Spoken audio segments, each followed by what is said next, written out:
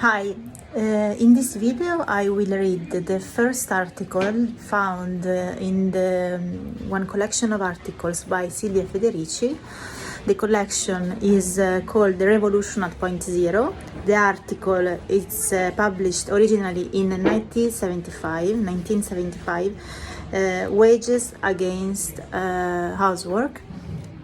It talks about why it is important to think of wage for housework in a political perspective.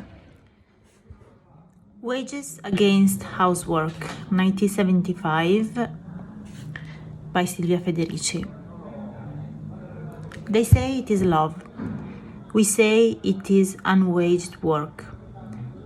They call it frigidity. We call it absenteeism.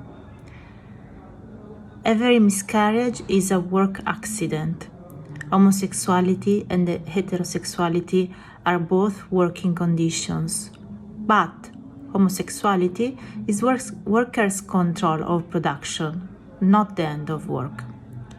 More smiles, more money. Nothing will be so powerful in destroying the healing virtues of a smile. Neuroses, suicides, desexualizations, occupational disease of the housewife. Many times, the difficulties and ambiguities that women express in discussing wages of housework stem from the fact that they reduce wage for housework to a thing, a lump of money, instead of viewing it as a political perspective. The difference between these two standpoints is enormous. To view wages for housework as a thing rather than a perspective is to detach the end result of our struggle from the struggle itself and to miss its significance in demystifying and subverting the role to which women have been confident in capitalist society. When we view wages for housework in this reductive way, we start asking ourselves, what difference could more money make to our life? We might even agree that for a lot of women who do not have any choice except for housework and marriage, it will be indeed make a lot of difference. But for those of us who seem to have other choices, professional work, an enlightened husband, a communal way of life, gay relations, or a combination of these, it would not make much of a difference. For us, there are supposedly other ways of achieving economic independence, and the last thing we want is to get it by identifying ourselves as a housewife, a fate that we all agree is, so to speak, worse than death. The problem with this position is that in our imagination we usually add a bit of money to the wrecked life we have now and then ask, so what? And on the false premise that we could ever get that money without at the same time revolutioning, in the process of struggling for it, all our family and social relations. But if we take wages for housework as a political perspective, we can see that struggling for it is going to produce a revolution in our life and in our social power as a women. It is also clear that if we think we do not need that money, it is because we have accepted the particular form of prostitution of body and mind by which we get the money to hide that need. As I will try to show, not only is wage for housework a revolutionary perspective, but it is the only revolutionary perspective from a feminist point of view. A labor of love.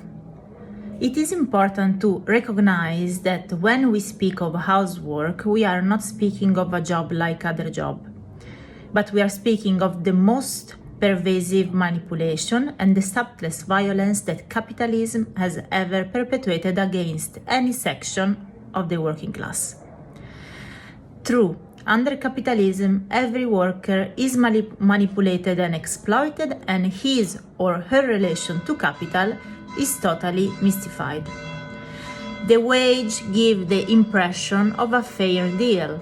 You work and you get paid, hence you and your boss each get what's owed. While in reality, the wage, rather than paying for the work you do, hides the unpaid work that goes into profit. But the wage at least recognizes that you are a worker and you can bargain and struggle around and against the term and the quantity of wage, the terms and the quantity of that work. To have a wage means to be part of a social contract, and there is no doubt concerning its meaning. You work not because you like it or because it comes naturally to you, but because it is the only condition under which you are allowed to live. Exploited as you might be, you are not that work. Today you are a postman, tomorrow a cab driver. All that matters is how much of that work you have to do and how much of that money you can get. The difference with housework lies in the fact that not only has it been imposed on women, but it has been transformed into a natural attribute of our female physique and personality and internal need and aspiration, supposedly coming from the depth of our female character. Housework was transformed into a natural attribute rather than being recognized as a work because it was destined to be unwaged. Capital had to convince us that it is a natural, unavoidable, and even fulfilling activity to make us accept working without a wage.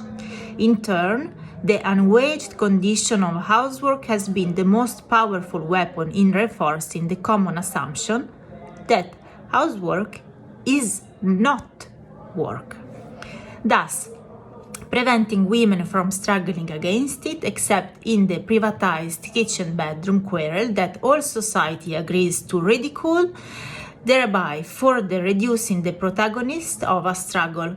We are seen as nagging bitches, not as workers in struggle.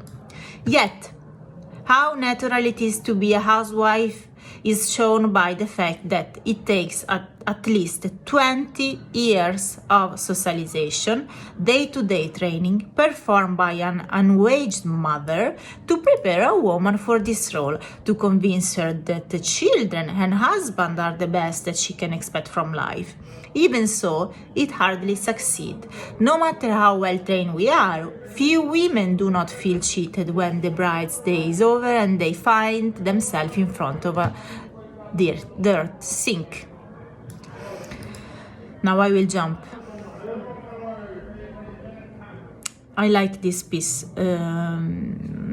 In fact, our role as a woman is to be the unwaged but happy and most of all loving servant of the working class, those strata of the proletariat to which capital was forced to grant more social power. So, in the same way as God created Eve to give pleasure to Adam, so did capital create housewife to service the male worker physically, emotionally, and sexually, to raise his children, mend his sock, patch up his ego when he's crushed by the work and the social social relations, which are relations of loneliness, that capital has reserved for him.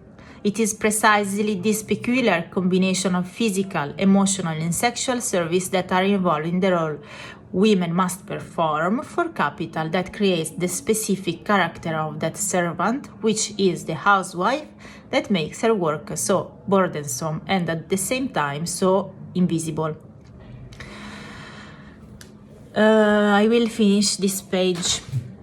It is not an accident then if most men start thinking of getting married as soon as they get their first job. This is not only because now they can afford it, but also because having somebody at home who takes care of you is the only condition of not going crazy after a day spent on an assembly line or a desk.